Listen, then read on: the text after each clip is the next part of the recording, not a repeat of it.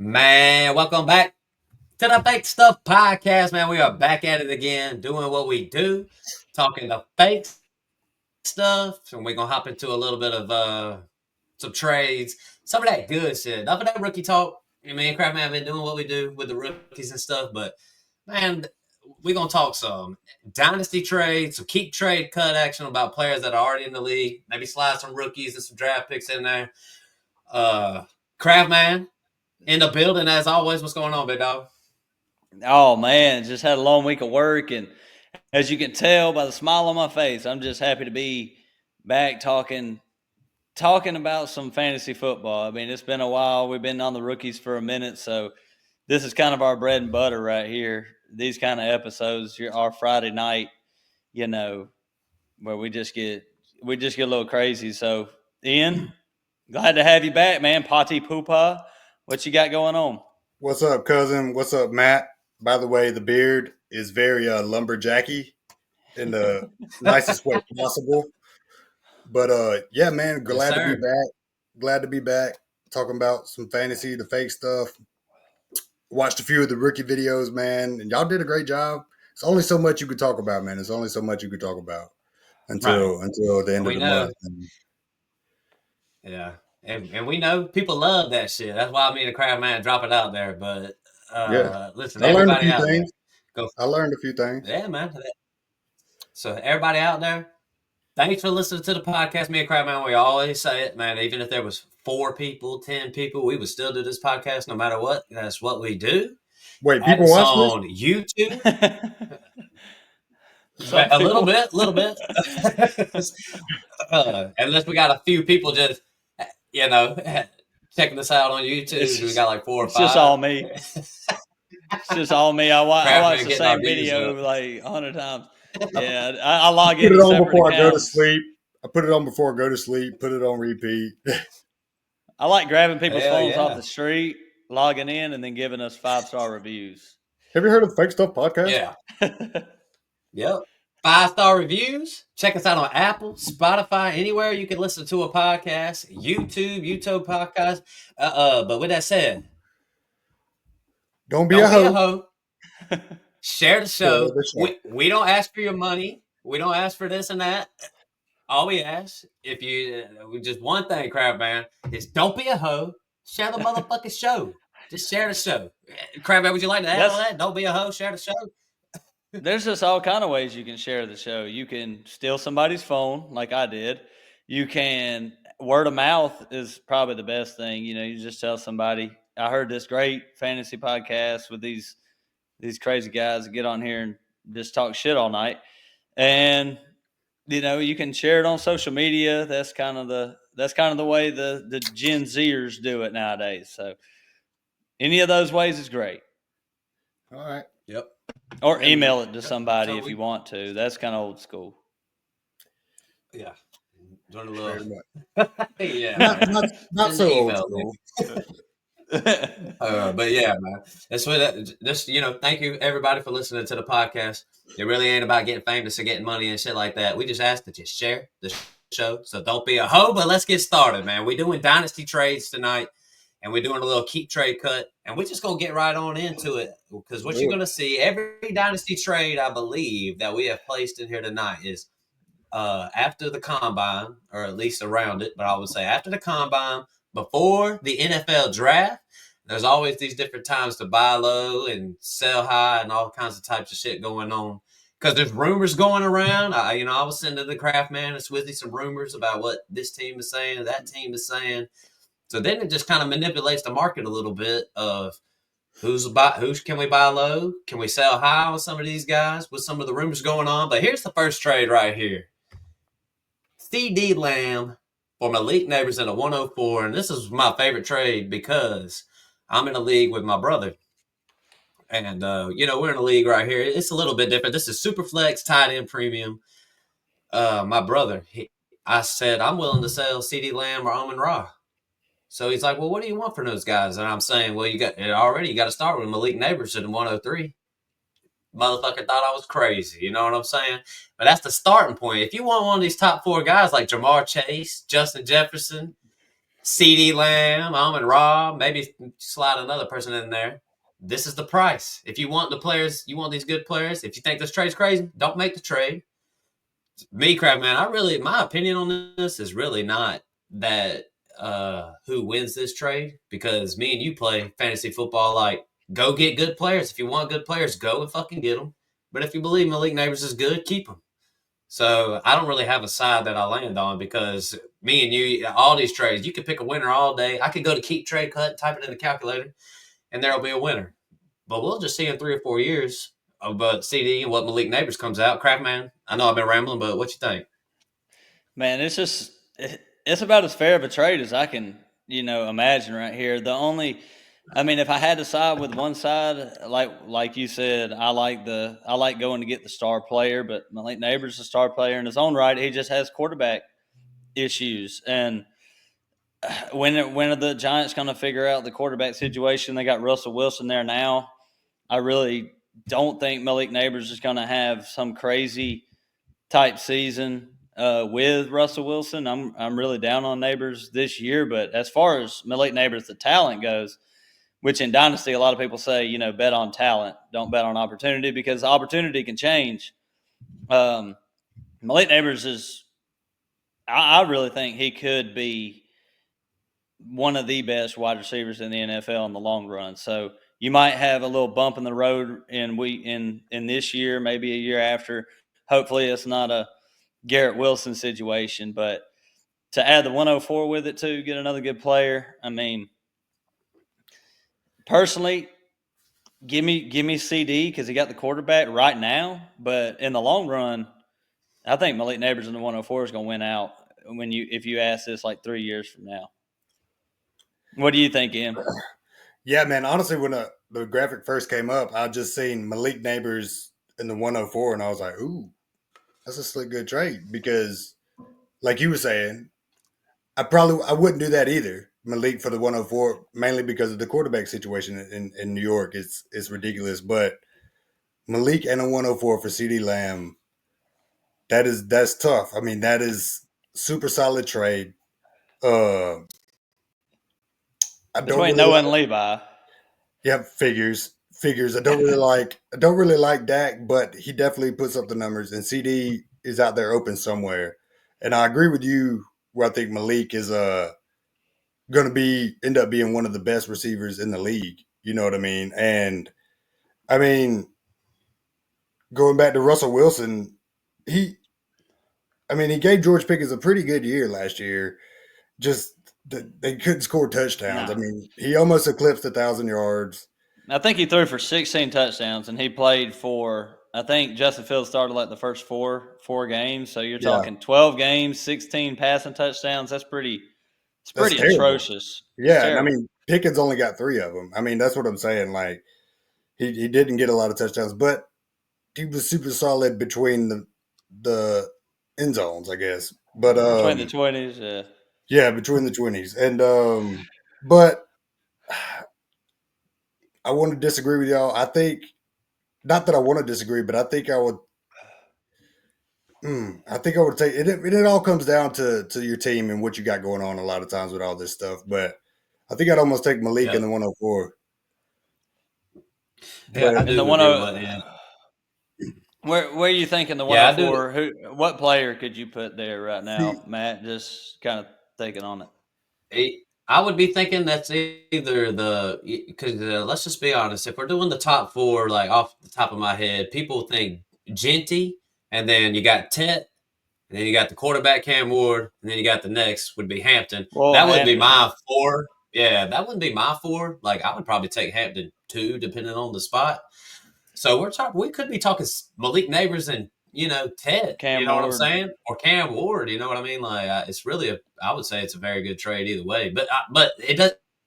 It's not a crazy trade though. You know what I'm saying? Like, this no, is like, if you want to play Dynasty, this is how you Dynasty. yeah, and you get Are the they, first you get the first sure thing with Ceedee Lamb, and that's the thing about picks. Is like you could hit the next Jameer or the next Jefferson, but you could hit Jalen somebody Rager. Jalen Rager. And so that's the thing. It's you get the first sure Ooh. thing with the player that you know is vetted, But you might not have him as long. But when you really think about it, Dynasty, I'm probably one of the only people in our Dynasty league that is willing to hold on to players for a long time. There's a lot of trading going on, and how long are you really going to hold these players? Like, you can't go into a trade being like, yeah, I'm definitely gonna.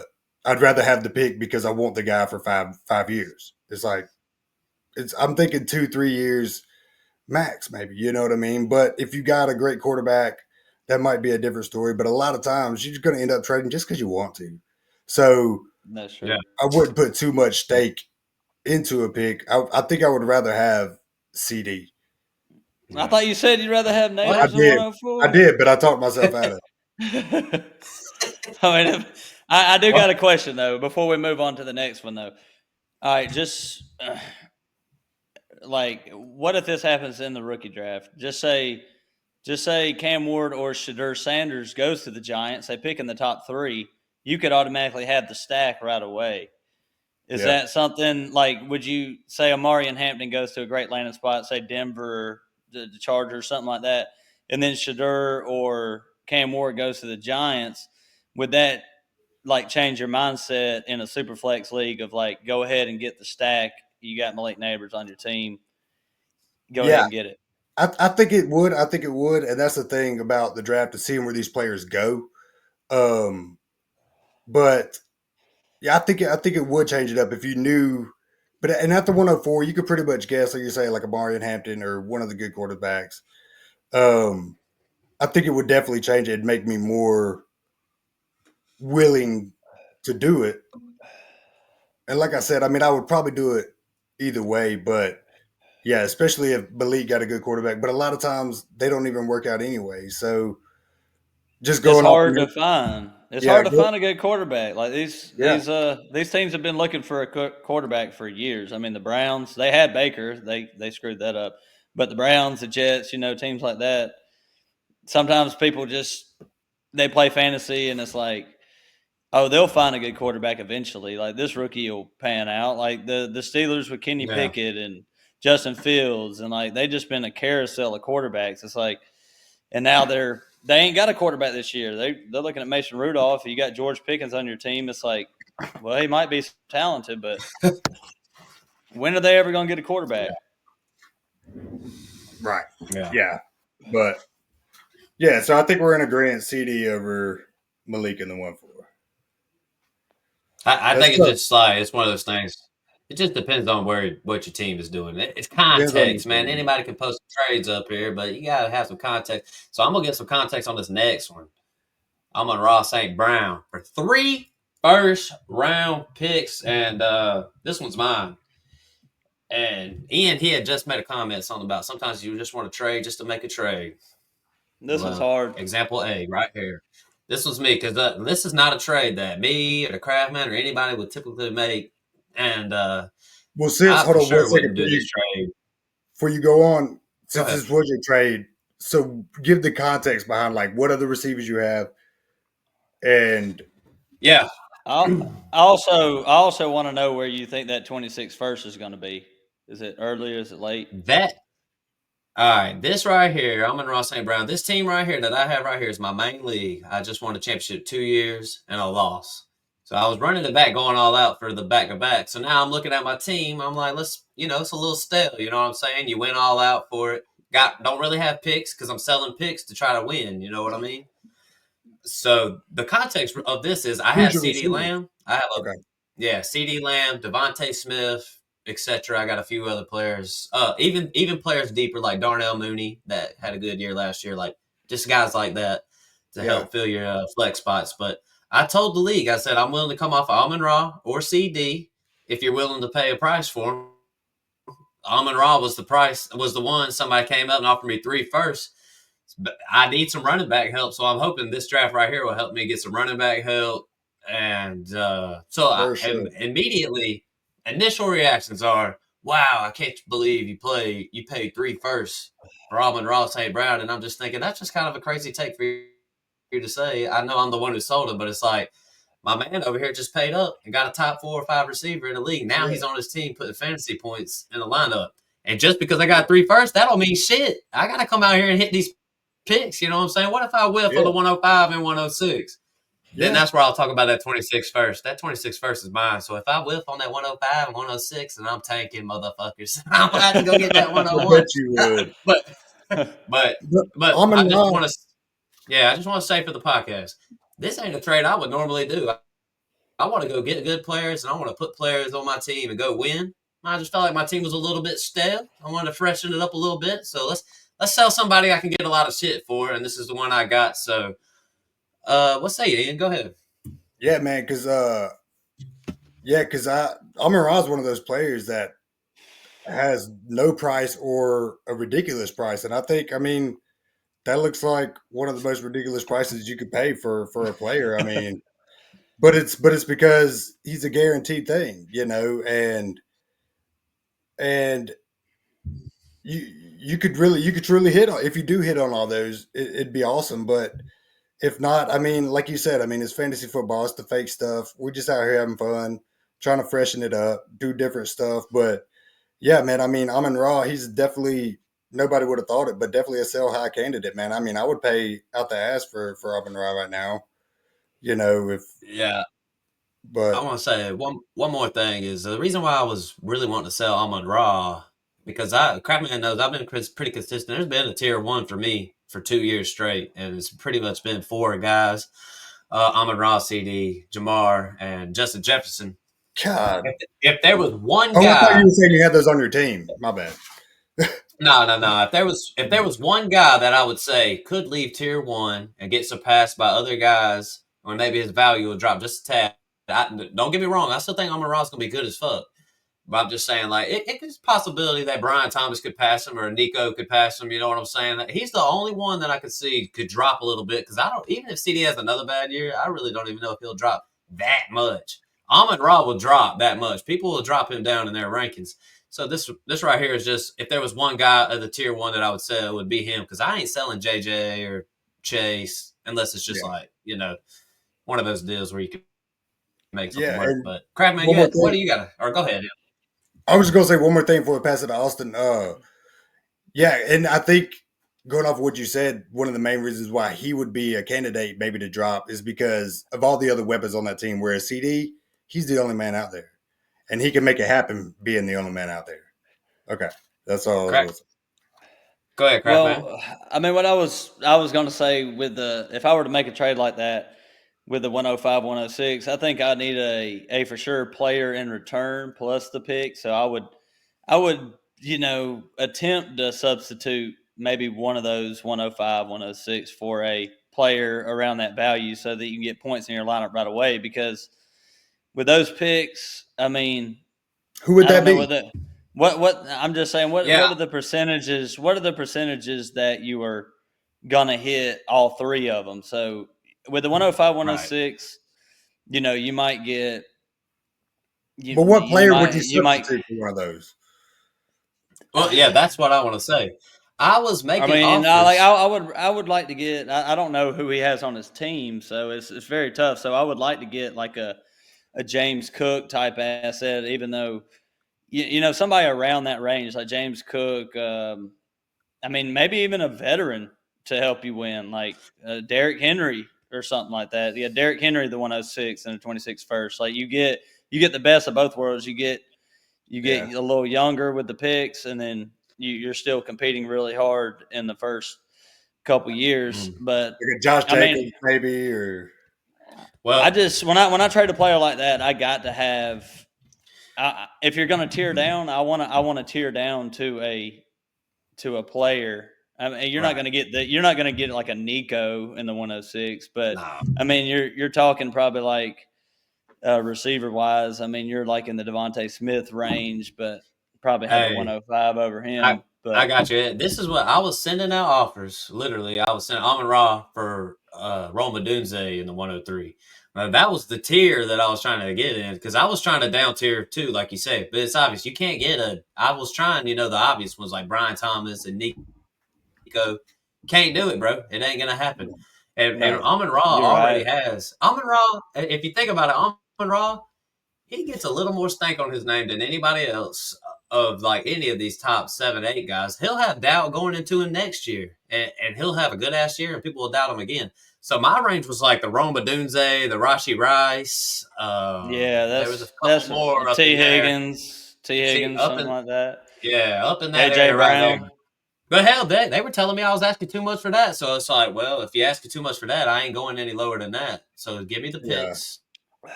Yeah. And So, but yeah, Crabman is right. I would have definitely down tiered. Yeah, but Yeah. at the same time, like you're not gonna get that. You know what I mean? But there's a possibility you could get better than that with the Yeah. pick. So that's why, You're right. you know what I mean? You could get BTJ, or you could get, what's his name last year for anyways, you get one of those guys. I can't I'm drawing a blank. But Drunk ass motherfucker, man. a little bit, just a little bit. Anyway, who we got next, man? What's up? Amon Yeah, Ra look, badass. we Picks do. is We got sketchy, but this is the next trade I'm about to pull up right here. This is the Kraft man, and I believe NDB Noah Dick Blow is part of this trade right here. Kraft man, if you want to take the reins on this one, but we got Jalen Hurts and the 104 for Joe Burrow and James Conner. And Kraft man is going to give us a little context because if I type this in the calculator right now, I can tell you when there's a It's winner Jalen and there's a Hurts loser. winning. Yeah, for Yep, sure. there's a winner For and a sure. loser. But So Kraft man is going to give the context and tell us how it goes. Go ahead, Kraft man. So the context on this one is the fact that I pretty much know I lose the 104 to James Conner.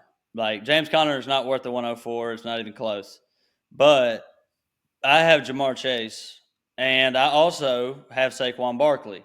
So my context with this is it's a 6 point per passing touchdown league. It's not automatically just the rushing quarterbacks get everything. So I wanted the Joe Burrow, Jamar Chase stack. Plus, I also wanted to get rid of, I didn't want to get rid of Jalen Hurts. I like Jalen Hurts, but I got Saquon. They steal each other's points. So my upside goes down every single game when I have Jalen Hurts and Saquon on the same team. They can only score so many touchdowns in a single game. But when you got Burrow and Chase, they're both getting them points every single time he throws a touchdown. So, I mean, my thought process on this was I got three 26 first round picks next year. One of them looks like it's going to be top 4. It's Party in our Dynasty League again. His team is bad. So it's going to be top 4 next year. So I'm thinking to myself, like, I can get Burrow. I'm going to sacrifice a 104. It's going to suck. But James Conner can definitely fill that hole at running back for me this year. I'm thinking he's going to be super solid. He should be fine for this year. And then I'll replace that running back need next year. I mean, looking at it on paper, with no context, for sure, the Jalen Hurts side wins. It wins every time. So that's why context matters. So I want to hear what Ian got to say on this. Yeah, dude, like you said, I mean, before you explained it, I was like, you big dummy. But I mean, and it's mainly because I know you and I know your James Conner love is unmatched. And it's not like you talk about him all the time, but he's definitely somebody that has been producing, you know what I mean? But I got hurt by him, I guess. But going back to what you were saying, in the long run, I think Joe Burrow, Jamar Chase stack is definitely going to be better than Jalen Hurts and Saquon Barkley. And I feel like Burrow will have a longer career because Jalen is a more mobile quarterback, unless Cincinnati doesn't get an offensive line for him.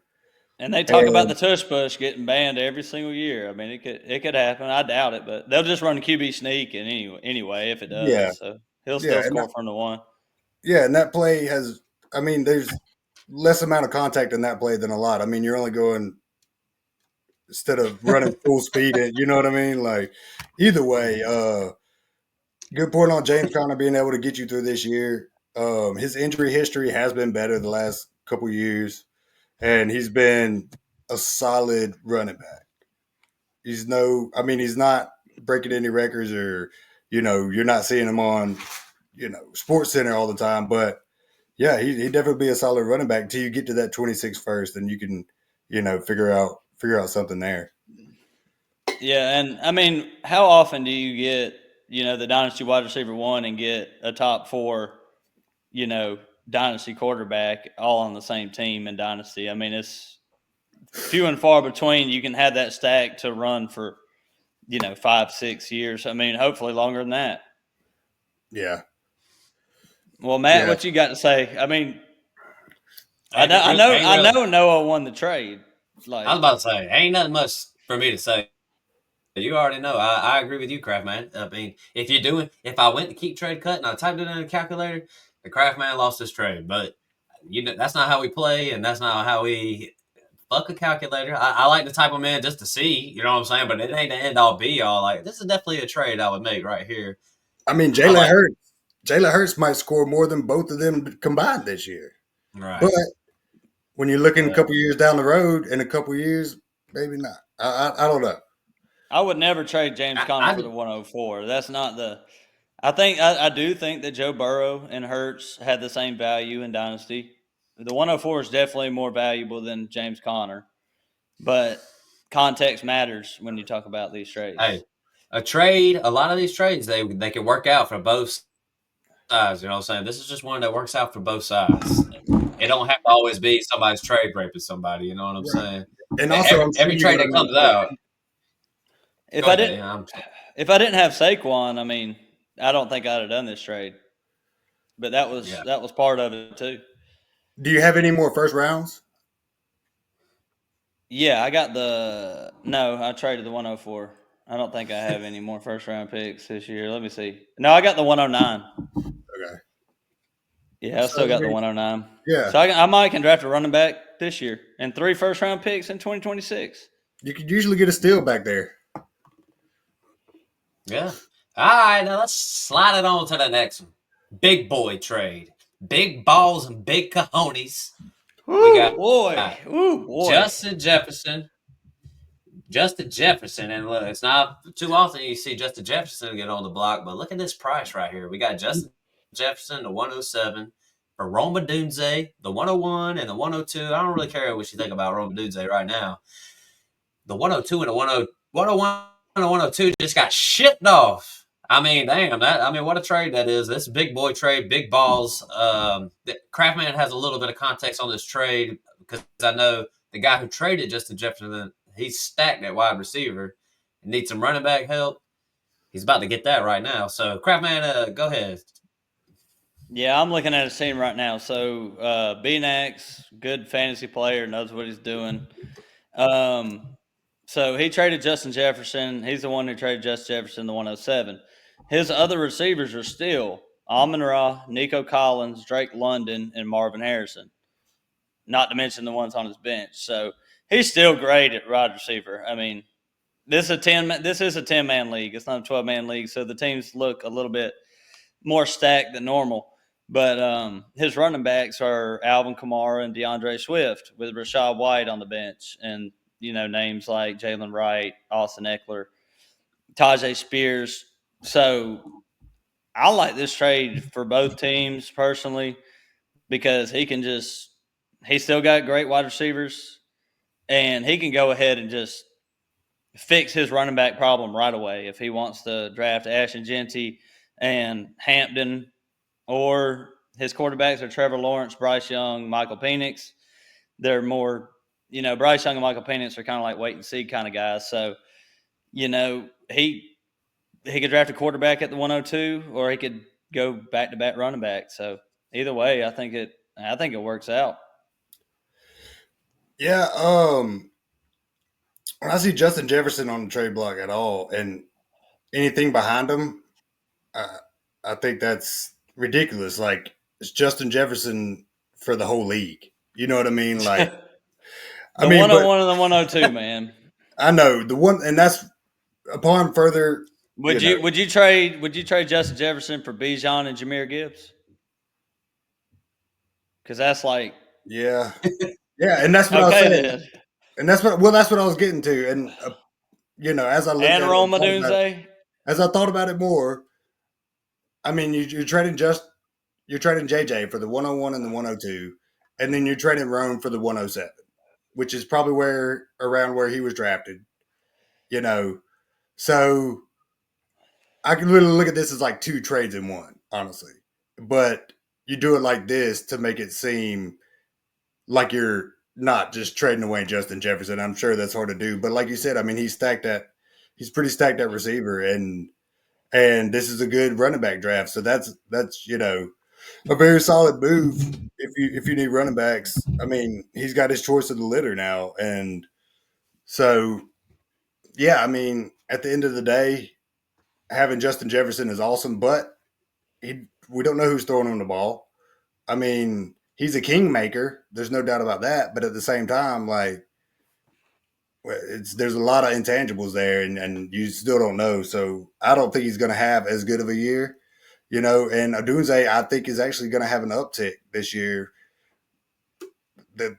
The Bears have been working on their line. I mean, it's on paper it seems like they're doing the some off-season kings, man. The off-season king. Hey, they're doing it the right way, though. I hate on them a lot. But this is the first time where I can say the Bears are off-season kings by doing it the right way. They're actually signing some big name players, some leaders. Like, they're not just getting bottom of the barrel. Yeah, they're not getting bottom of the barrel. It's all about the trenches.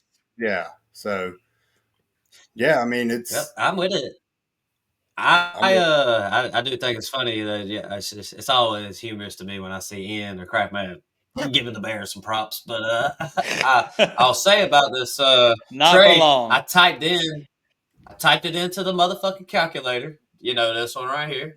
Fair trade. I mean, the one with the 101 and the 102 is obviously got a slightly value difference because people love picks. You know what I'm saying? They're always going to value them real high. But typed it into the calculator. Even trade, and I think in real life, me and you, Crabman, see this as a even trade because it just helps out both sides. One person gets a stud. Yeah.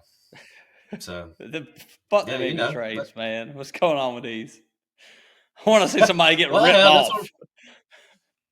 Yeah, let's just slide it over. We got a couple smaller trades real quick, and we'll go to some keep trade cuts. But this one right here was one me and you did. And these are players that I feel like off the top, that is not how you spell DK Metcalf. Oh, well, hell. DK Metcalf. Sorry, motherfucker. Hey, that boy, man, him dumb as fuck. Hey, you should have put two T's on there because that's the guy you got, DK Metcalf. That's your guy right there, ain't it? Yeah. So I'll put it like this: I had Jaden Reed. Crabman has DK Metcalf. I really, honestly feel like these are just two guys that we were both wanting to get rid of. I was wanting to get rid of Jaden Reed, and I was trying to pair him up. I was trying to pair him up with anybody. Waddle, try to slide me a running back or something. So when you sent me Metcalf, I really didn't think about it that much because I was like, fuck it. Like, I don't even know if DK will do anything in Pittsburgh. But Jaden Reed, I'm just going to be honest. That Jaden Reed, I don't know if I just got burnt by him and I don't like him, but I'm just saying, Jaden Reed last year, I got burnt by him. He had a great start, but it kind of fell off. And I've been seeing it when the Packers, they don't really view Jaden Reed as a wide receiver one for their team. I think even when Christian Watson was on the field, they really wanted him to be the wide receiver one still. And that motherfucker's hurt every 4 or 5 weeks. You know what I'm saying? So, it's just one of those things where it was like, maybe the DK Metcalf is probably higher in the dynasty ranking. I really don't even know. I think Metcalf's definitely ahead by it ain't by a whole lot. You got in ADP this year, you got DK Metcalf at wide receiver 30, you got Jaden Reed at wide receiver 36. But the difference in age, you got, DK's going on. He's 27 years old. Jaden Reed is 24. And this is the kind of stuff that I kind of talk about a decent bit in, retooling instead of rebuilding. Like I did win the championship last year in this league. DK Metcalf didn't have nothing to do with it. He sat on the bench the entire season. I didn't start him at all. And then he goes to the Steelers. I mean, he could be okay. And Jaden Reed just it's not a player that I love. Like, I'm a Packers fan, but as far as fantasy goes, he is bipolar as hell. I mean, Hey, and on one before game, I know off the Ian wants other. to, right. I know Ian wants to hop in here real quick. But DK Metcalf, like when I was accepted to trade for DK Metcalf, like you got to understand on this podcast, even with Swizzy, like we're not guys that are high on DK Metcalf. You know what I mean? Like going to Pittsburgh, the only reason why I would even accept this trade is because he just signed 4 years or whatever for whatever money. So you know he's locked in for a little while and got the contract. But as far as like Pittsburgh in itself, like it's not like I'm sitting here saying like, oh Metcalf, DK Metcalf, he'll be my fourth receiver on my team. So I'm not going to exactly depend on him. But I mean, that's even if he's better than Wall. He might be my fifth receiver for all I know. I don't know. I'm just saying I'm not really high on DK, but I sure ain't high on Jaden Reed either. I'm not really high on either of these. So I feel like this was like an either even trade for me and Kraft because we trying to ship these dudes out. And I guess give me one guy and at least give Kraft man his guy. Yeah, dude. Ian, what do you think about this? Yeah, speaking of shipping off Jaden Reed, you shipped him off to me. Yes, But I did. that's because I want Jaden Reed. I like Jaden Reed, and especially the comparison between Reed and Metcalf. By the way, you spelled Metcalf wrong. We already pointed that out when you were gone. Okay, sorry. Yeah, Stupid ass motherfucker it's all right right, here, dude. man. Stupid ass. That's so Nah, you funny, good. though. Contrary to popular belief, man, you're not perfect. So, but so earlier in the offseason, actually January 27th. So I guess even before the Super Bowl, I traded Austin the 25 first round pick for Jaden Reed in the third. And I like Jaden Reed. I mean, I know he hasn't been perfect. He hasn't been great, but he's got a great quarterback throwing to him on a team that has always had great receivers. You know, even if you're not the number one receiver, it seems like somehow they still get fed the ball. And That's because Aaron Rodgers was the guy that well, fed I mean, everybody. Yeah. yeah, but I feel like but in Aaron Rodgers' first or second year, I mean, he didn't really do anything miraculous. I mean, I'm not sure. I mean, I don't think he won Rookie of the Year. I mean, he sat the bench for a while, first 2 years, but yeah, And so, back then it was like Greg Jennings, Donald Driver, and James Jones. So I mean, they all ate, but yeah, off topic for yeah. sure. Go But ahead, Ian. when it comes to the comparison between Jaden and Metcalf, I mean, I think that's a no brainer to me for sure. I mean, and like you said, going to Pittsburgh, and then I'm honestly skeptical about receivers or really any player that I'm drafting, any star position player signing a contract. Like it always seems to me, as soon as they sign that contract, they do bad. They have at least one bad year right into that contract, And I try to get players that are on the last year of their contract because no matter what, they're fighting for a job, whether it's with that team or it's with somebody else, and they always seem to be more productive. And that's, I guess, more of like a redraft strategy, something you can't really control in Dynasty. I mean, you can, but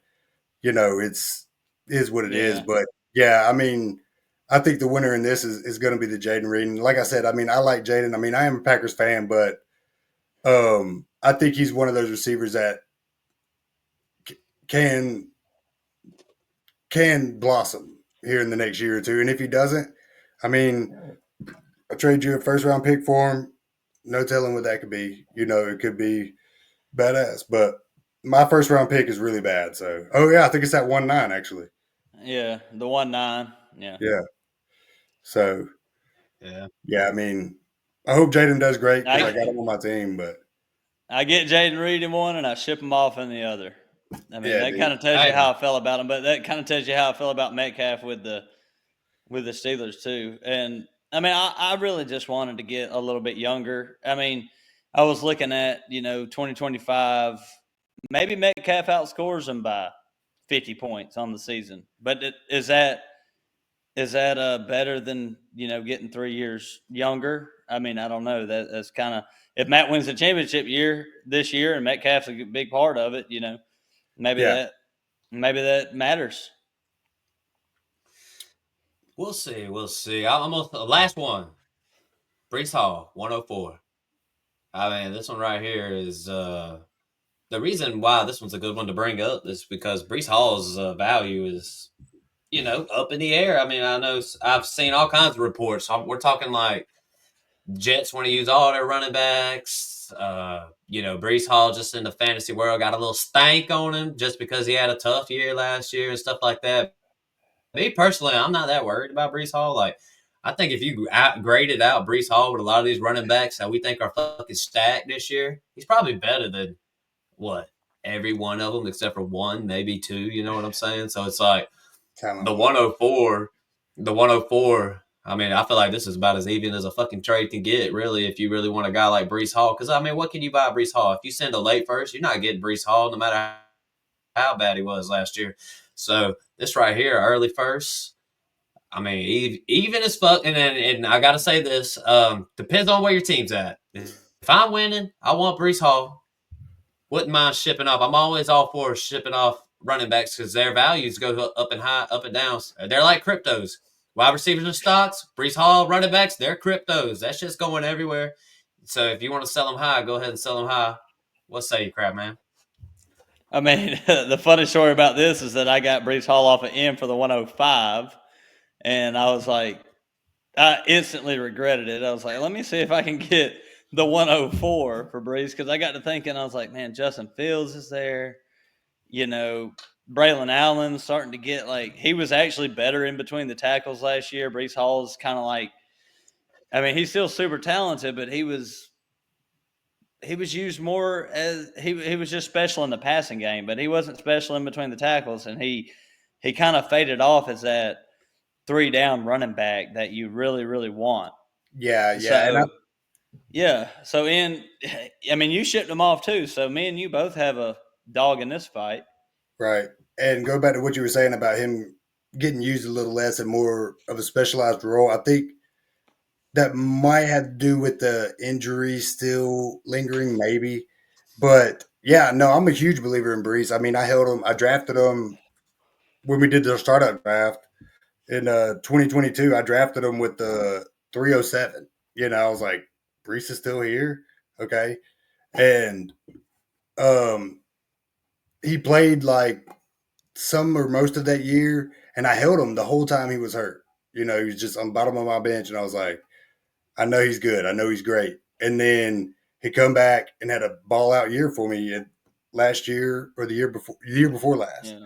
Yeah. And everybody was like, Breece Hall, Breece Hall. I was like, no, I want to keep him. And then I played with him last year, and he was a little inefficient. And I saw an opportunity to upgrade. I mean, but at the same time, going back to like we're all saying, is it depends on team need. In my team, I have Jameer, I have Achan, I have Isaiah Pacheco, and a few other, so I'm not hurt, you know what I mean? And I feel like I can get one of these great running backs that are coming out, in this draft. So I felt like it was a good time that I could get off of him. But I mean, his most productive year was without a really good quarterback. So I don't know, Zach man. Wilson and them guys. Yeah, so he's one of those players that's just like got the talent for sure, but you just don't know. Kind of how Derrick Henry was early in his year. I mean, there was a couple years we picked him in early rounds in redraft league, and we were just like, "Damn it, dude! Like, I know he's got it, but he's not. It's not there yet." And then all of a sudden, he just started being the man, And so I feel like that could be what Breece, the trajectory Breece goes down. But I mean, Derrick Henry is a different monster. I mean, I'm scared of Braylon Allen around the goal line is one of my main. Yeah, I think Braylon Allen's probably. Yeah. I mean, he probably is going to be a pretty good backup. Or, I mean, you can call him a handcuff, you can call him whatever you want, but he's going to take some carries from Breece. I mean, the coaching staff said the other day that they got 3 good running backs. That's not a good sign. Right. It's not a good sign. Nah. I'm with it. And another fear that I would have of Breece Hall is like the year that he was really good. Well, remind me, Kraft. Did he get hurt his rookie year? I can't remember his rookie Yeah, year. it was his rookie year, and then he came back, and then was the RB4 2 Right. years And ago. but that year was the RB4. That offense was so shitty, and Zach Wilson was the quarterback. Brees Hall got a lot of dump offs, and he was like A the lot. offense that year. So it's like I always stay consistent. Like I was consistent when Najee came out. Najee had 100 targets that year. When I know that's just going to go down, I don't see Justin Fields dumping it off to Brees Hall as much as some of these. I mean, I thought Aaron Rodgers was really going to hop on it last year. You know what I'm Yeah, I saying? did too. But so it's like I have a little bit of fears with Brees Hall. Talent wise, there's no debate. This is like a trade where it's like you're betting on talent a little bit over what the perceived situation is. Yeah. And I mean, correct me if I'm wrong, but Aaron Rodgers isn't a quarterback I really think about that really dumps it off to the running back all that much. And not saying that he wouldn't, but I think they had him behind that offensive line that was just horrendous. And he's not a mobile quarterback. He can't move around like that. He needs a little bit of time. I mean, he's a great scrambler, great scrambling quarterback. And that's when he does most of his damage. And he likes to look down the field. But they could never set up the passing game. Never. And so they just stacked the box on Brees, pretty much. I mean, it was, unfortunate for Bad him. offense. Yeah, it was just an all around bad offense. And so it's just gonna depend. I mean, Saquon Barkley always did fine in New Right. York. I feel like he's kind of with the same thing, and I feel like as long as he stays healthy, he'll get a good contract somewhere. You know what I mean? Because he's a great. I mean, I always look. Yeah. Matt always laughs at me, but I always look at the off the field stuff, like the way you handle yourself and the way you talk in press conferences, and whether or not you're doing all this flashy. And he's not like that. I feel like he's a really hard nosed like football guy, and so I feel like if he has an opportunity to go somewhere, that'll be amazing for him. But I don't know.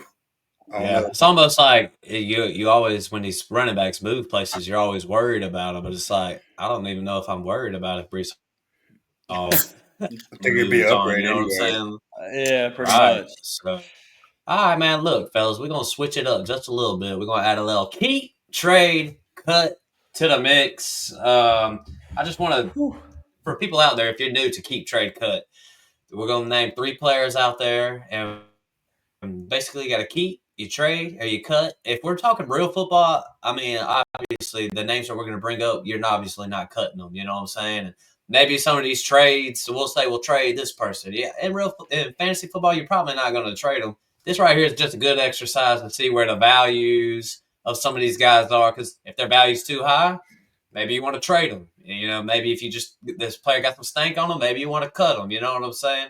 Because in dynasty football, it's like a balance. This is what I've learned, Kraft man, from playing dynasty football.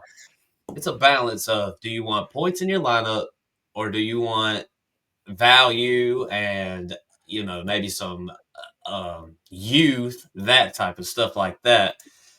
So we just real quick, first one, Isaiah Pacheco, the 2.0, the 203, and then Travis Etienne, couple running backs who got some stank on them. These running backs got Oh man. stake on them right here. And the 203, what me and Kraft, man, we've been doing rookie stuff, but just think the 203 is like maybe a running back.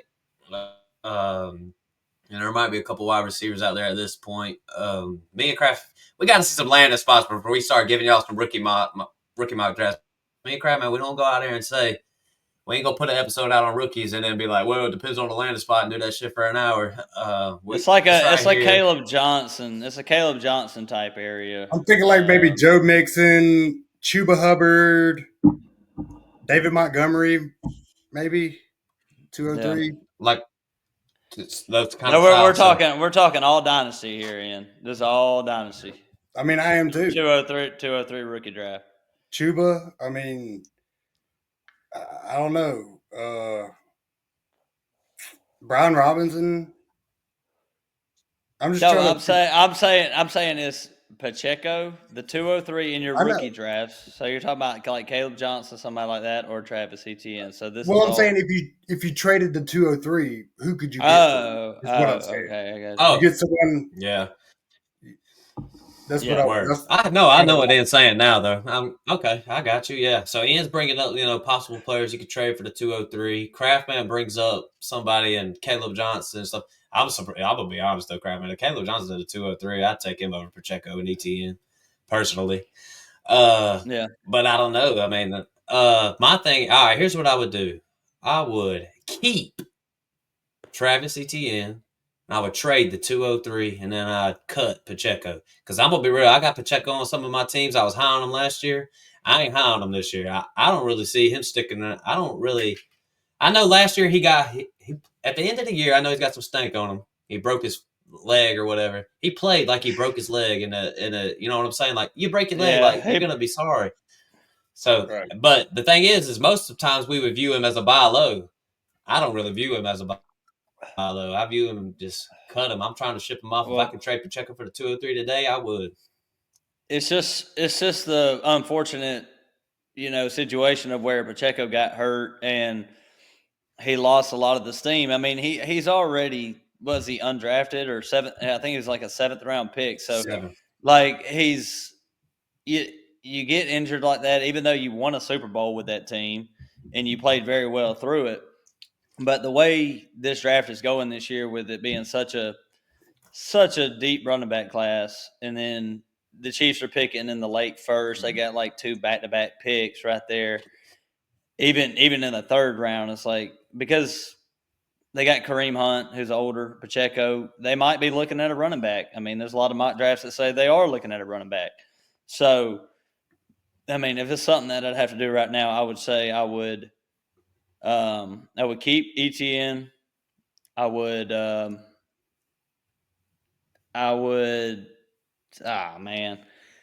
trade Pacheco and I'd cut the 203. So that's where I'm at right now. I still think Pacheco has a chance of surviving this draft and coming back next year being okay. But I think ETN has a better opportunity. Mala? Well, you want to go ahead. Ian. Yeah, well, I think both of you are morons. Go ahead. Because, I mean, say what you got to say. Keeping Travis Etienne, I mean, that's my obvious cut. That's my obvious cut.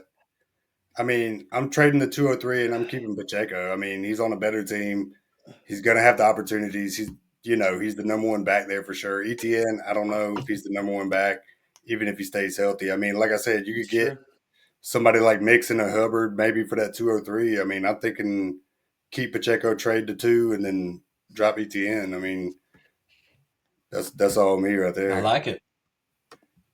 I do like that answer right there, though, man. Let's slide on to the next one because we got a few of these. We got Chris Olave, we got Brandon Ayuk, and we got Jalen Waddle, who really got some stank on his name for me a little bit. But, yeah, Kraft, man, this was one of the toughest ones, I'd say. I mean, maybe not all the way.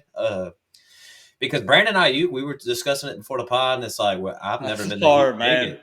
Yeah, it's like I ain't the biggest Brandon Ayuk guy, but his value is pretty low compared to what we're talking about with these guys right here.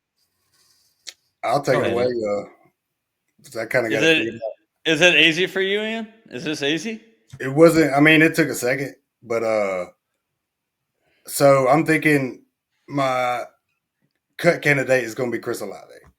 I mean, he's got good talent, but I don't like the team and stuff. The next 2 was a little more difficult, but I went straight to who could I get more for in a trade, and I feel like that's Brandon Ayuk, honestly, right now. What if I told you Olave and ADP? I know it ain't gonna change your mind, but Olave is going ahead of both them guys. Is he? It's insane. I mean, he hadn't showed it. He hadn't showed it to me. He's going as wide receiver 20. Jalen Waddle's wide receiver 26 in startup dynasty drafts, and Brandon Ayuk is wide receiver 33. Yeah, I mean, he didn't play last year, but I mean, he's got, in my opinion, a better quarterback. I mean, Derek Carr's okay, but I think Purdy's. I honestly think he's better. He's going to be there together. Talent wise, I think Olave's got it.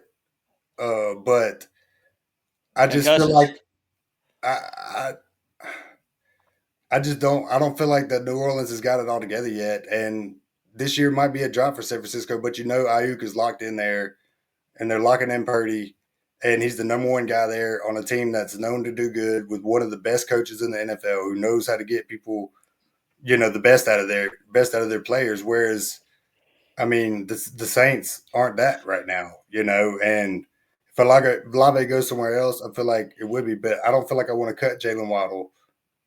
I'm definitely not cutting Ayuk. So I feel like I'd cut Olave before, and I'd hold Waddle and trade Ayuk. I think on that one. I mean, Yeah. this one's hard because they got sorry, Matt. I'll let you. I'm just gonna say one No, thing, you're good. but they all got injury concerns. Chris Olave got concussion concerns. Brandon Ayuk's coming off of ACL. Jalen Waddle has a quarterback who has concussion, problems, and he's hurt all the damn time. So, Matt, go ahead. I'll give you my answer. I'm gonna think about it for a sec. Yeah, mine. I'm gonna just keep it quick for me because Olave is a clear cut for me. Like, if I don't even know what if people hating on Tua, just think about all the publicity that Tua and shit got. Like, Chris Olave is on that type of trajectory. You know what I'm saying? And I've seen some trades go down for Olave this year where it's like his name definitely can get some. His name definitely helps him with some trades for some reason because that motherfucker. I don't know, man. I just want to stay away. I'll cut him. And then I would trade Ayuk, but this is what I want to say about Ayuk. I think he should have the highest value of all these guys. He just signed a contract last year and got paid and ain't he a first round draft pick and all that stuff? I mean, so what I'm saying is I view Waddle as a buy low. So it's like I feel like his name could definitely get you some value, but Ayuk would be the one that I would trade. But the thing is I've always thought of Ayuk as one of those guys that's hard to trade. Like his name doesn't really pop off like other people do. Being behind Debo. Now this year, even this year with no Debo around, it's like Juwan Jennings is there. Brock Purdy's got some rapport with him. You got what's his face? First round draft pick last year, white guy. What's the white guy's name? Pearsall. Pearsall. Oh, Pearsall, yeah. Ricky Pearsall's in the building, so yeah, and you're right, Kittle. So it's like Brandon Ayuk has some upside for me too, but you should be able to trade him and get more, is what I'm saying. Yeah. Okay. Should and keep Waddle. Go ahead, Kraft. Yeah, I'm in lockstep with you guys on this one. I'm cutting Olave, I'm trading Ayuk, and I'm keeping Waddle. I mean, the only thing that I could say about this one is this is Dynasty. In next year's redraft, I probably would draft Olave first in a redraft setting over these guys. But in Dynasty, I'm with Ian. Like I don't know what this quarterback situation is going to look like for Olave. He's hurt all the time with concussions. Is Olave? Is he on the end of his contract? I don't think so. He's like this will be his third year. Okay. So, but I mean, he's had like 3 or 4 concussions. I mean, he's in the same boat as Tua. I mean, he missed the back half of the year because of concussions. Like that's not good, man. No. You can view him as a buy low, but I'm with you. It's one of those things. The only time I really ever had a problem with the concussion thing is when they tried to retire Tua. Like if Chris Olave wants to play football, let him play football. But the thing is, there ain't no discussion like that for Olave. I mean, I feel like he's in more of a in the fire than. They all want to play football, but at the same time, I mean, somebody got to save you from yourself sometimes, with the whole. Could be true. I'm with you, but let's slide over to Potty Pooper. Let's do another one, man. What you got, bruh? We got George Kittle. Ooh. Got some tight ends, you know what I'm saying? Some tight ends, you got to mix it up a little bit. We got George Kittle, TJ Hawkinson, Tyler Warren, rookie. We slide a rookie up rookie? Here okay. Because rookie for Penn State, got all the hype. He'll be with the tight end. He'll be the wide receiver, not wide receiver. He'll be the tight end one in this draft. And he is real good. The thing is like, how me and Kraft, I know there's Sam Laporta out there had a good year. And I know there's Brock Bowers that had a good year. But to this day, I'm going to sit here and say it, just like on the description of the show. If you scroll down, it's going to say, fuck those tight ends. So when I say fuck those tight ends, I really want to keep George Kittle. Because I know George Kittle's going to come in. George Kittle's going to help me win. I'm going to cut T.J. Hawkinson. Every other and week. I'm gonna trade Tyler Warren just because his value is up so high, and he's a rookie, and he's probably valued like the 107 or whatever. I know Kraftman is taking a BRP, but Hawkinson was ADP wise was right there around Tyler Warren. It's like Tyler Warren, he's got to have more value than that. I'm not taking TJ Hawkinson like at the 107, 108 type deal. So I would keep Kittle. I'm cutting Hawkinson. I'm trading Tyler Warren. Yeah. And what you think? Yeah, man, and it depends on where Tyler Warren goes, but I think he'll be good. I think he'll be good anywhere for the most part. It just depends on if he gets the opportunities. But I think I would cut Kittle because I feel like Hawkinson is he's on the uptick. I mean, he's come back from injury. He's a very energetic player.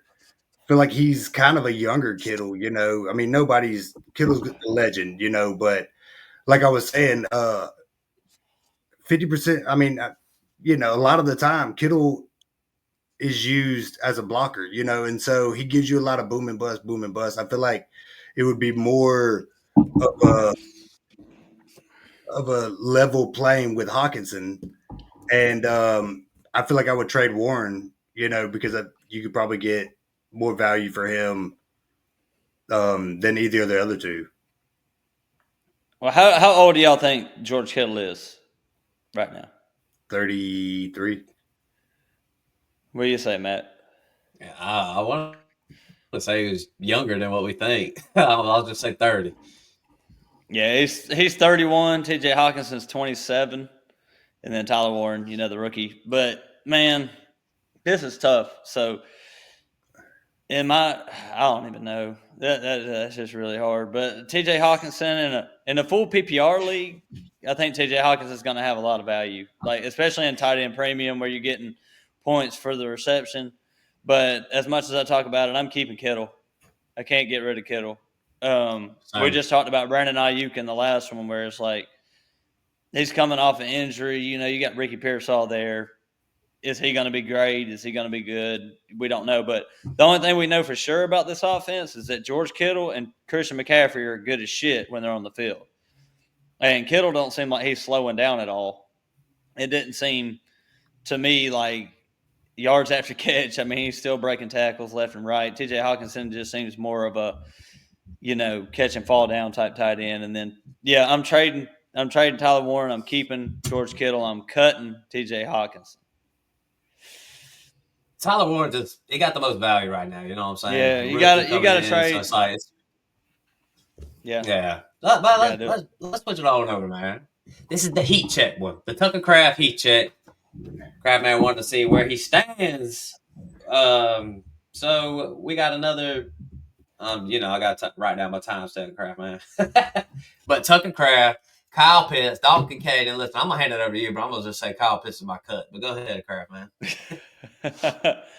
Oh man, with this one, I mean, I know I put it in there because I really did want to see where Tucker Kraft was going as far as Dynasty goes. He's going right behind David Njoku at tight end 11 in these, but Kyle Pitts is going ahead of him. And Dalton Kincaid's ADP is 84, so you're talking 7th round or so.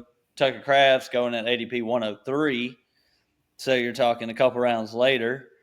I mean, I believe in Tucker Kraft more than I do Kyle Pitts at this point. Even though Kyle Pitts is still getting drafted over him, I think you have to trade Dalton Kincaid because he's got the most value still because he's younger. But I mean, with Tucker Kraft, I'm gonna keep Tucker Kraft. I'm gonna trade Dalton Kincaid, and I'm gonna cut Kyle Pitts. That feels kind of weird to say though. I mean, but I get where you're at, man, and I think, and when you do this keep trade cut, I mean, you kind of got to value it like we were saying, like who can you get the most for your trade and stuff like that. And honestly, Tucker Kraft, I don't feel like you could really get a lot for the trade, so he's either keep or cut. And the thing is, So the thing is between Kyle and Kincaid when it comes to trading, I think probably in mine and Austin's league, since we're like in Georgia, we got a bunch of people Atlanta Falcons fans. Me and him might be able to get more for Kyle Pitts than maybe somebody else, but I feel like Dalton Kincaid is the better player, and you could probably get more for him. I mean, I Is traded. he the better player? Dalton Kincaid has kind of Well, had like a Kyle Pitts type trajectory, and he hasn't lived up to that yet. Like Kyle Pitts has been in the league longer, where it's just like, man, fuck Kyle Pitts. Like, how many opportunities can I give you? If Dalton Kincaid did what he did last year, this coming year, we're gonna be saying the same damn thing. maybe I don't think so because he wasn't hyped up like Kyle Pitts was, and Kyle Pitts has the athleticism and he looks good, but I, I don't think he looks good personally. I I mean, as think a football, Kyle like, Pitts. Yeah, the thing about Pitts is he's the highest drafted tight end in NFL history. Dalton Kincaid ain't that. You know what I'm saying? Kyle yeah. Pitts. I mean, he's just a But with honestly, man, the the Falcons are dumb as Kincaid fuck for that shit. The Kincaid landing spot, though, with the lack of receivers, that Stephon Diggs left, and it was just Yeah. like maybe he wasn't drafted as high as Kyle Pitts, but it was like, man, the opportunity for Kincaid is just outstanding. Why can't he, get these Travis Kelce type targets? Why And can't that's he because do this? he's not developed yet. I'm sure that Buffalo offense is very complex and complicated, and it doesn't really utilize tight ends like a lot of other ones. Neither does Atlanta, But like Matt was saying, I mean, he got drafted early. He had all this hype on him, and Kincaid didn't. And that goes back to something me and Austin talk about all the time because we all kind of value, draft capital where like they actually get drafted in the league differently. In my opinion, I feel like when you get drafted doesn't really matter. It's all about where you go. You know what I mean? I feel like when you get drafted, all that determines is how much you get paid. You know what I mean? And if Dalton Kincaid would have went to Atlanta and had all the hype, and Kyle Pitts would have went to Buffalo, I feel like Kyle Pitts probably would have balled out in Buffalo. But he went to Atlanta, who has no fan base. They have, quarterback carousel, owner that's probably part of the mob. You know what I mean? And it's just it's a weird place. Sorry And ass owner. Sorry as fuck. I That's mean, all I'm gonna say. he doesn't love football.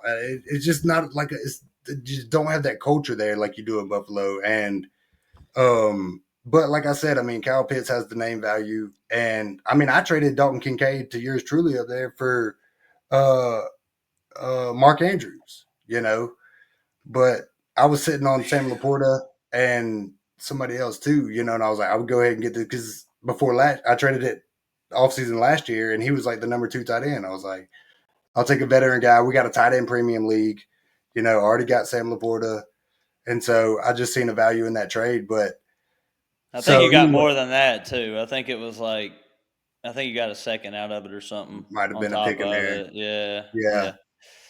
But that being So said, I think I'll cut.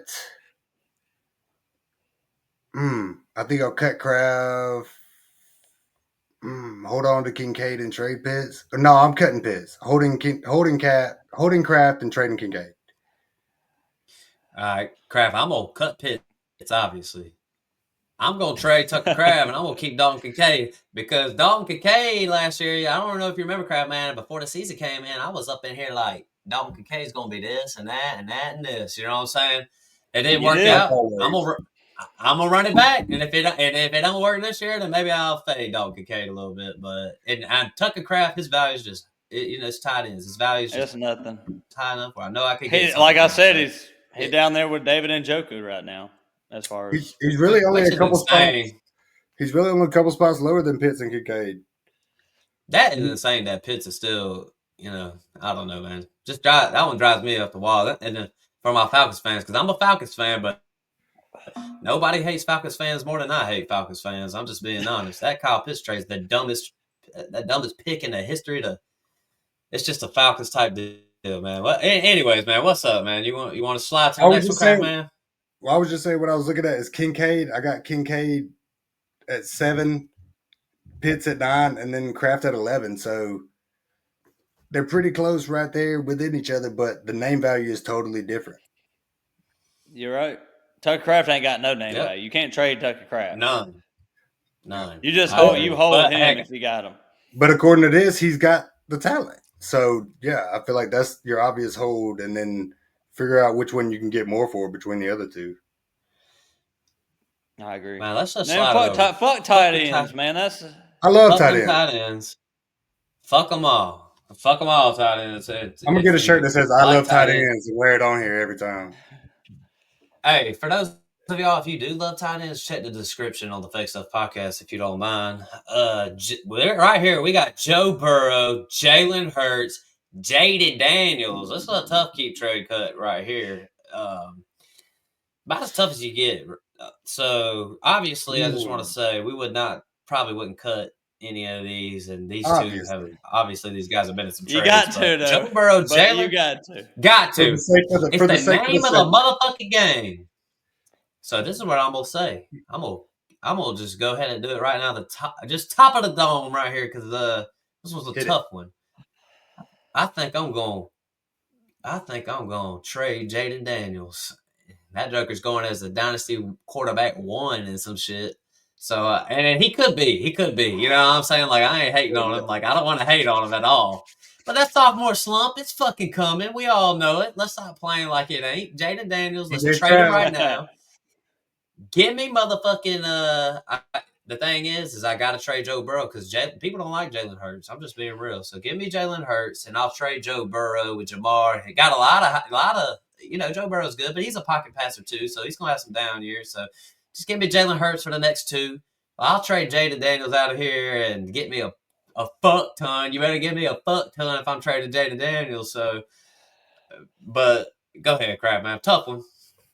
Yeah, no shit. And I do have to admit this. I listened to the Fantasy Footballers. They had this same one on there. So, we kind of took this one, made it into our own. But I just felt like it was just a great, keep trade cut because it's super freaking difficult. But man, so we're talking about 6 points for passing touchdown. We're not talking about 4. This one just kills me. I'm keeping Jaden Daniels. I believe in Jaden Daniels. I want that rushing upside. I'm not keeping him. I know he got the most value, and there's a reason he's got the most value. So then Dynasty, keeping Jaden Daniels. I'm going to trade Jalen Hurts, and I'm going to cut Joe Burrow, unfortunately. But like you said, pocket passers, they had their up and down years. Joe Burrow's had a little bit more injury. Even though he's the pocket guy, he's been hurt a lot more than Jalen Hurts. So I got to cut Joe Burrow, unfortunately. Damn, man, this is tough. But honestly, man, if we're talking dynasty, dude, we're looking at longevity. I am trading Joe Burrow, and I'm going to keep Jaden Daniels. Yeah, come to the dark side, baby. Let's go. I'm going to keep Jaden Daniels and cut Hurts, man. I mean, I like it, and he's got a great team and a great offensive line, but I feel like over the longevity of 3-4 years, I feel like Burrow is going to end up being better. Jalen Hurts is probably going to have more injuries. I don't know. Joe Burrow does take a lot of sacks, but at the same time, Jalen Hurts he gets in the shit all the time, and Jaden Daniels is up and coming, and he does both really good. So I think you could get a lot. You could get a lot for Jaden Daniels, but I feel like I'd keep him in a dynasty league and trade off Burrow. Yeah, man, just trust me for being a Jalen Hurts owner for years. I mean, I've had Jalen Hurts in both leagues. In my dynasty leagues for years. I traded Jalen Hurts in one, but I held him in another. And when you watch them games, it's not exciting at all. You're like, what the hell is he doing? Like, are you ever going to get any fantasy points out of this guy? And then at the end of the game, he's got 25. And you're like, how the hell did he get 25 points? Yeah, because he rushes for a touchdown a game. I mean, he averages around 15 rushing touchdowns a year from the QB sneak, from the tush push. So it's like, you take them points, but it's ugly when you get them.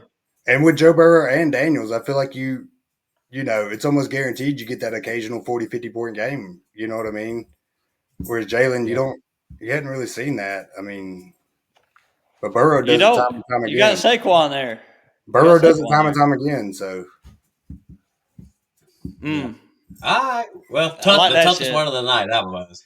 I did like that one. Let's slide it over. Baker, Jordan Love, Drake. Spell Jordan wrong. But yeah, boy, Matt Hammond just dumb as fuck, man. We got our intern. Our intern did all this stuff, so we're happy. He's fired. We're going to fire fired on the spot. So we got Jordan Love. Ignore the spelling. Jordan. No, it's Jordan. Jordan. You know what? The thing is this one don't look as bad as that DK Metcalf one. That one was looking rough. I had to get rid of that one. But all right, Baker, Jordan Love, Drake May, keep trade cut. So I guess this is what I'll do.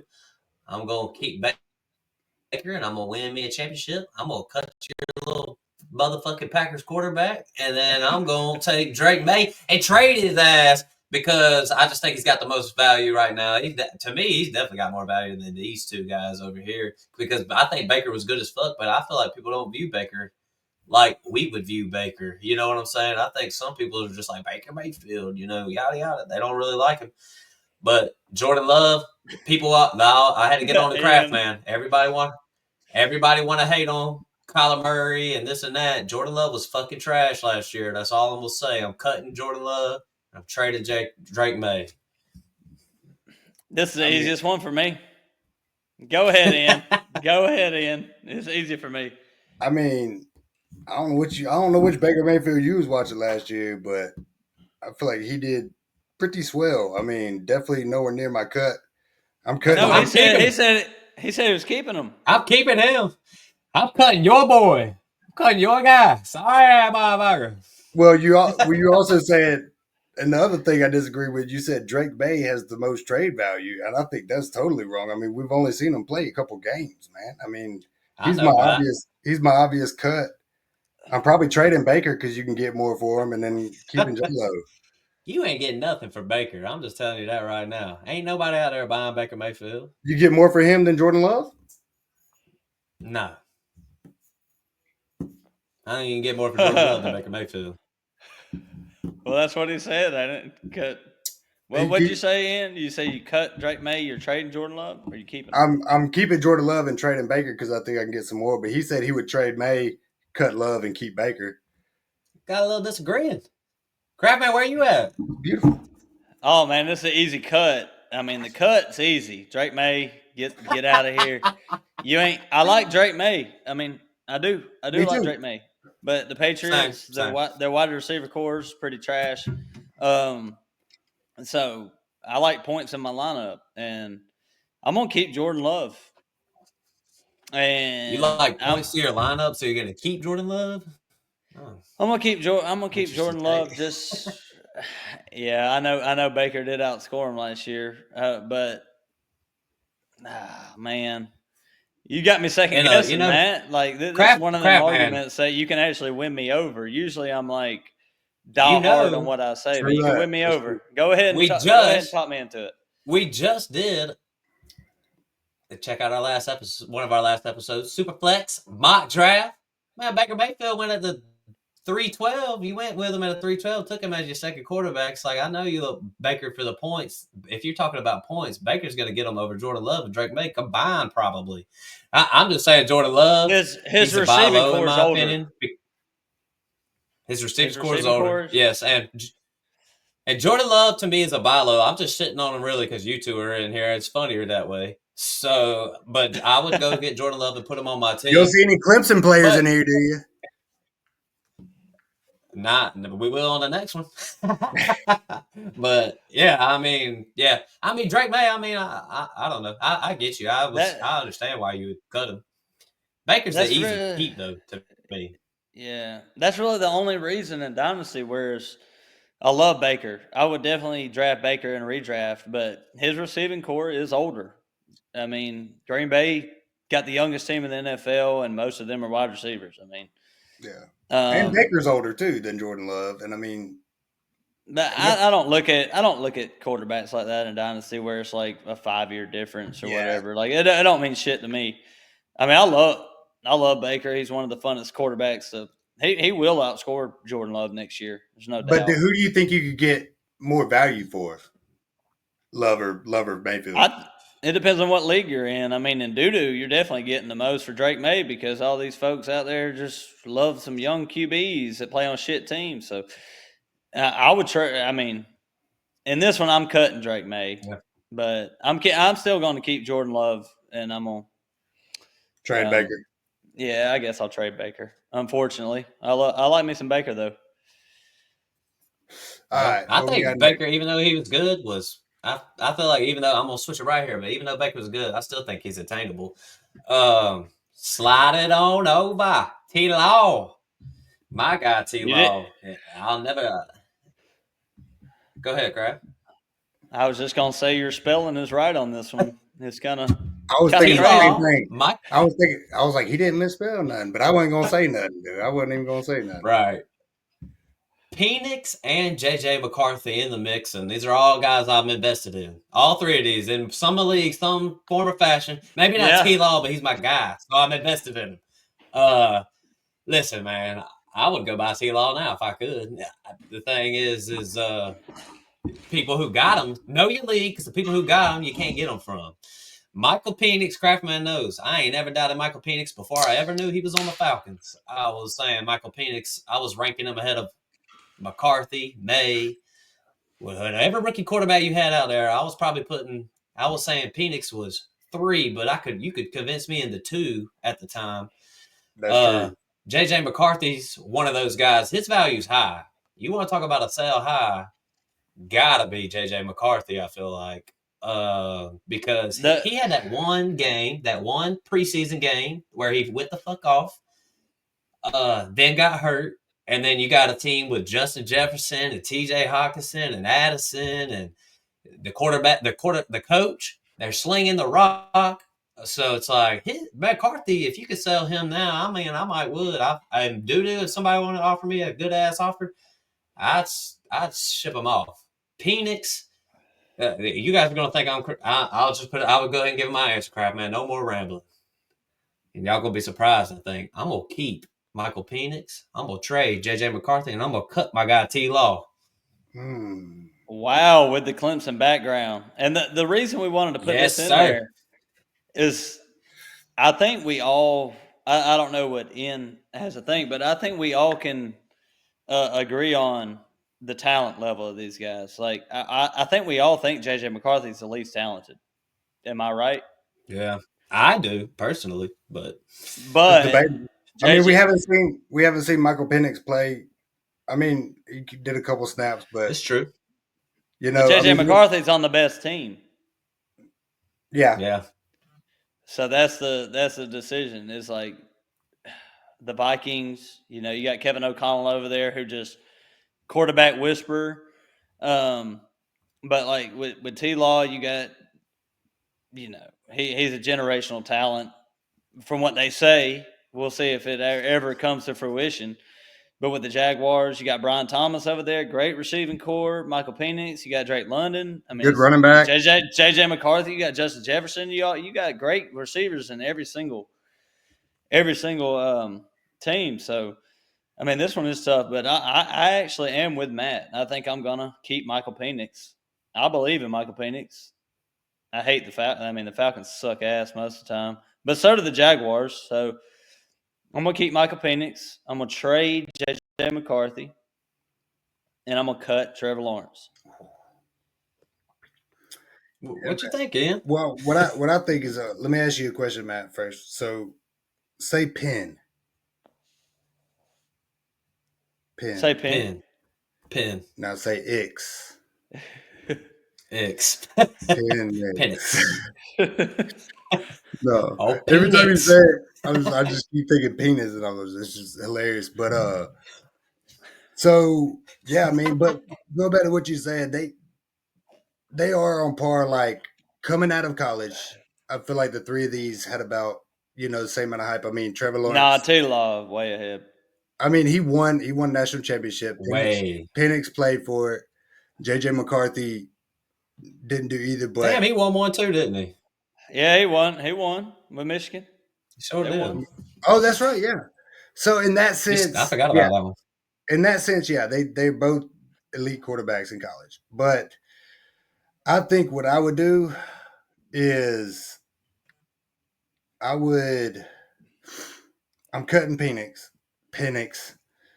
Um, I think I'm gonna keep JJ McCarthy and trade Lawrence. I think that's what I would do. I mean, give me your reasoning. So, like, do you Well, think do you side on the fact that JJ McCarthy just plays for the better system? Is that where you're at right now? yeah, and I've seen him do some snaps, and I feel like Penix is great, but we all thought that about Colts. No, don't even. No, we didn't think Anthony Richardson. ain't nobody think that shit. But Not on this podcast. I did. I mean, I was, But but you don't. But what I'm trying to say is, you never know until they get in there, and it's the Right. fast pace. So, just going off of that, I mean, I feel like Penix is gonna be better in the long run, mainly because he's getting to sit for a couple years, and JJ McCarthy's getting thrown in. He's already gotten hurt. He's like got all this pressure on him coming into this year, but he is in the better system. I like the coach better, and I feel like Trevor Lawrence is great, and I feel like you could probably get more value for him. Honestly, it's a toss up between keeping Trevor and trading McCarthy and vice versa, but I think I would try to trade Lawrence, and I'd have to cut Penix. Man, I wouldn't want to. I definitely wouldn't want to cut Penix, but right. for the sake of the segment.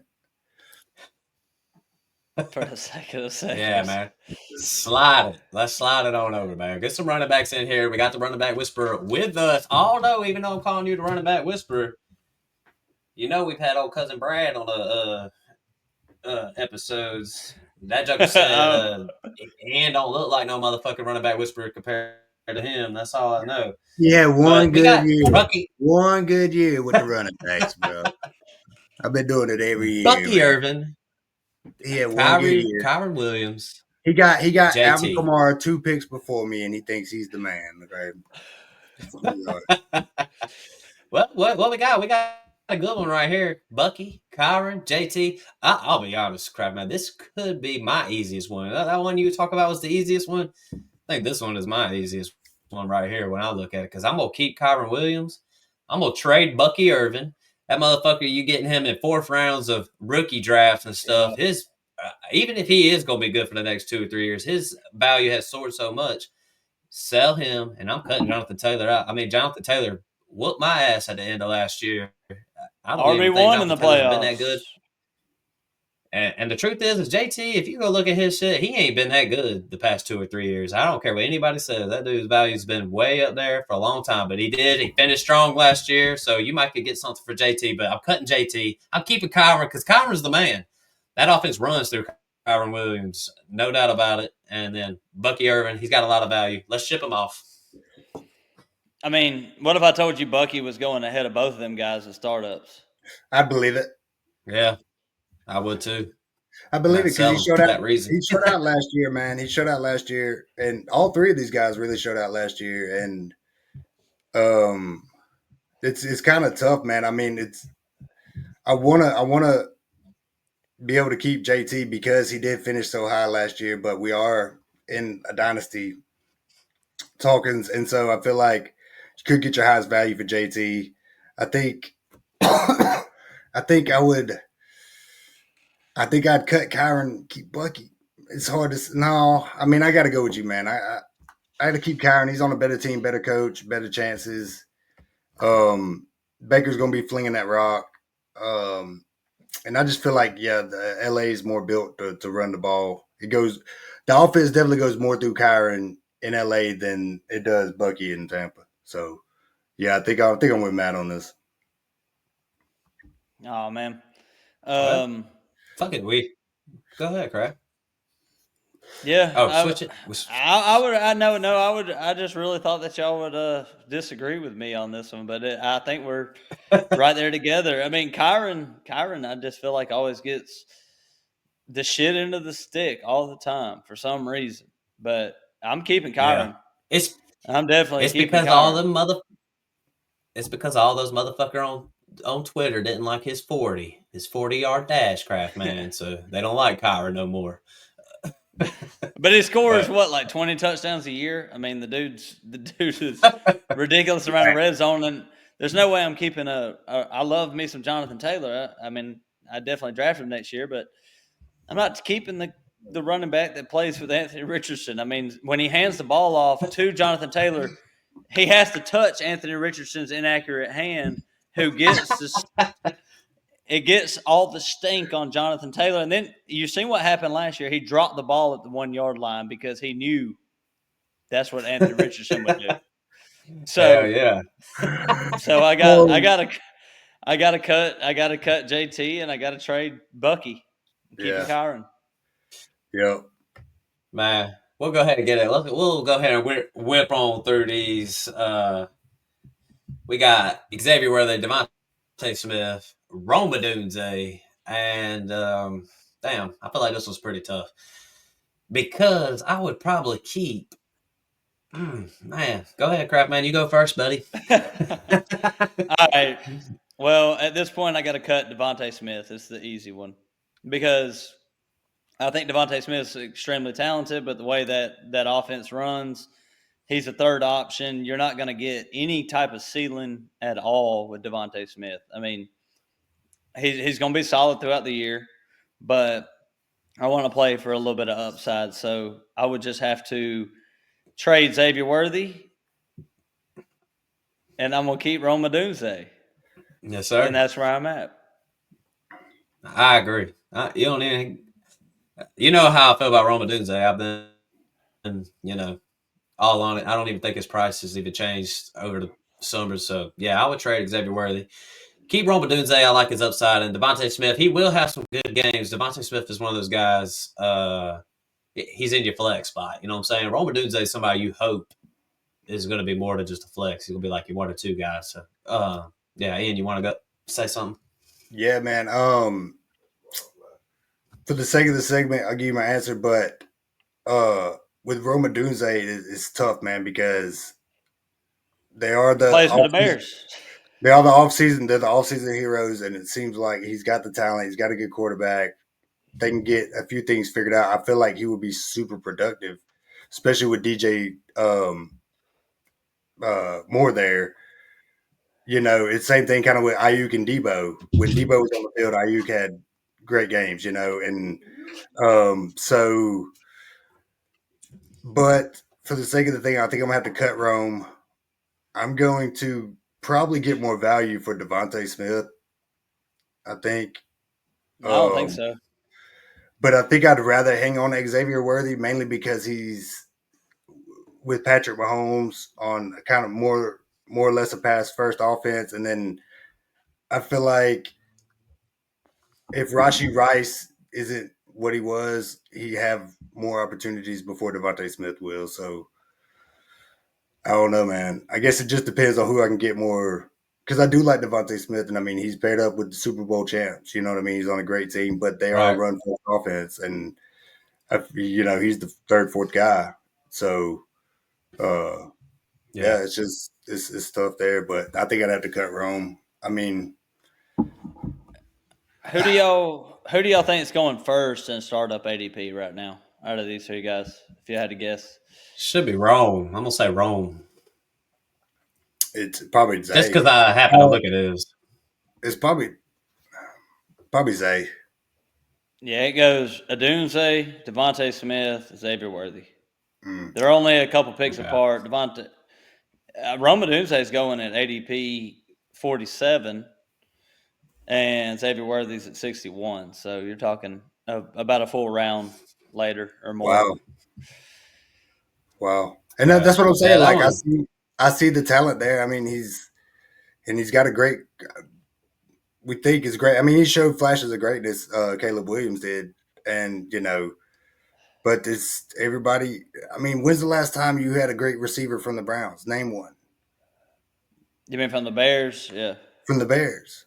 Hey, Browns, Bears. I mean, Brandon Marshall. you know, Brandon Marshall, maybe. Yeah, in Coach the Bob. 90s, early, 2010, maybe. Allen Robinson. Flashes of greatness. Yeah, He was good. No, that's one. You know what I mean? yeah. I mean, Well, but all right then. You know, a little bit of disagreement. all Last right. one of the night, though. Well, a long ass episode for the folks out there, but Zay Flowers, Kenneth Walker, and the 108. Easy for me. Go ahead then, if it's easy for you. Damn.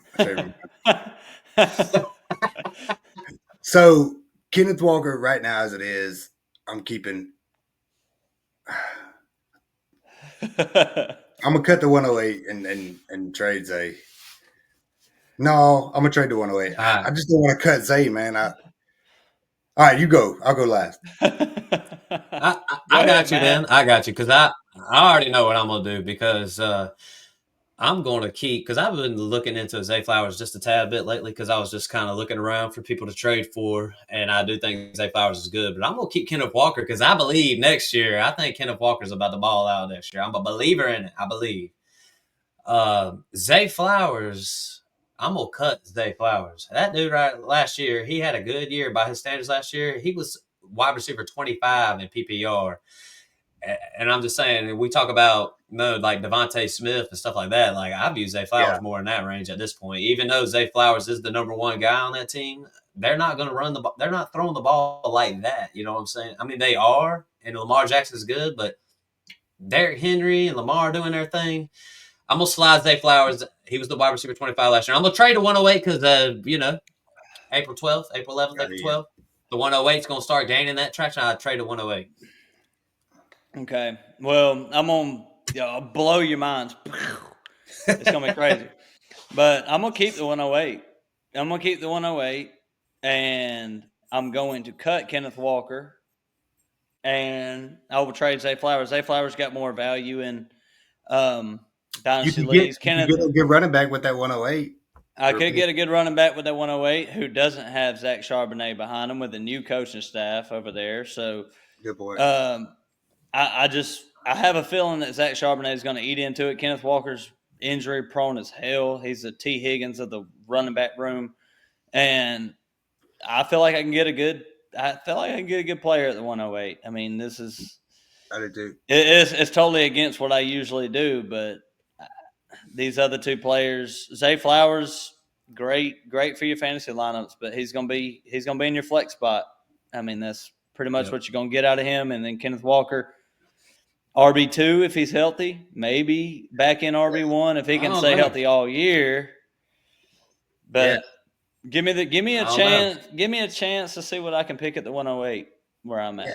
I mean, that's a really good point, man. You really changed my outlook on it because maybe I was thinking Kenneth Walker is because like you get that guy in the shirt, and I really do like having Seattle's running backs like Chris Carson. I mean, I usually try to get them, because a lot of times they're really good, and for whatever reason or the other. But I mean, that's a good point. I mean, and Zay Flowers got one of the best quarterbacks on a really good team. They score a lot of touchdowns, but a lot of them are rushing touchdowns, and he's not that guy. He might be that guy, but I feel like with that 108, there's so many great running backs. Even if you don't get Genty or whoever's second, I mean, you can get Judkins or deep. I'm drawing a blank. There's a lot of good. What I'm trying to say is there's at the 108. I mean, you didn't listen to our episode, damn it! You didn't listen to our rookie episode. I did, but I've just been pumping on this here forgetting stuff, and I can't think of all these rookies that I haven't even seen play yet. But anyway, what I'm trying to say is, even if you don't hit on the best running back, it's not like last year or whatever. There was a couple guys, and if you didn't get them, you had to go wide receiver. You can wait. I'm guaranteed there'll be a running back down there, and you can get multiple in this draft. And so I think that's a good point. I think I would. Yeah, I think I'd keep that. I'd cut Zay and then trade Kenneth Walker. The only thing that I'm going to disagree with is Kraft calling Kenneth Walker to T. Higgins. T. Higgins No, been he on the called field for one Charbonnet. snap. He was talking about Charbonnet, I think. Nah, you talking about Walker, weren't you? Or I'm you talking about Charbonnet? Walker being. I'm talking about Kenneth Walker being the injury-prone running back, and T. Higgins. But Like he's all I'm great. saying is Kenneth this. Walker's great when he plays, but he don't play much. I Same got thing you. with T. Higgins. I'll just say I just put T. Higgins in a league of his own. When you play one play and then bounce, you want a whole nother level, my guy. like, Kenneth, but Kenneth yeah, Walker's I'm super with you though, Kraft, talented man. though.